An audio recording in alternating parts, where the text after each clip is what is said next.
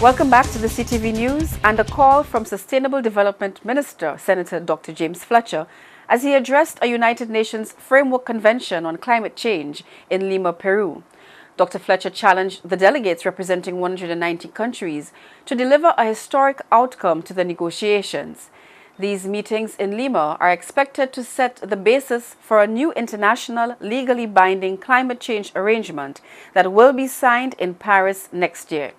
In attendance were heads of government, ministers of the environment, and thousands of climate change negotiators and officials from UN organizations. Here is Dr. Fletcher at the Lima Climate Change Conference. The message to us is deafeningly loud and worryingly clear. Our countries are being victimized by increasingly severe extreme weather events, which leave us in a constant debilitating cycle of repair and recovery. It is now accepted that global warming and climate change are due to ever-increasing greenhouse gas emissions. The science is clear and it is unambiguous.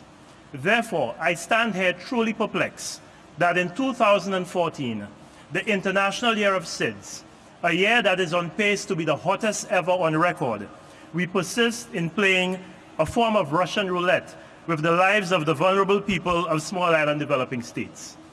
Ambitious and timely mitigation is the only effective means of curbing global warming and recalibrating a pathway that is currently leading to permanent loss and damage. The adverse impacts of climate change continue to compound the challenges that we already face in SIDS, which in turn place additional burdens on our national budgets.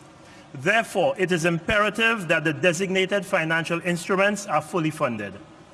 Relevant mechanisms to support work on adaptation and on loss and damage must be fully operational and sufficiently representative in their composition. SIDS contribute the least to global emissions and suffer from severe resource constraints that limit our ability to be proactive or to respond effectively to the challenges posed by climate change.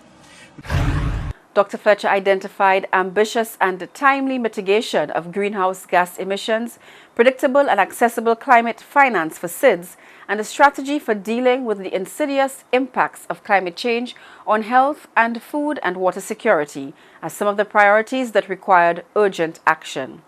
St. Lucia's minister told the Climate Change Conference that his country was willing to lead by example to reduce its reliance on fossil fuels and commit to a low-carbon pathway.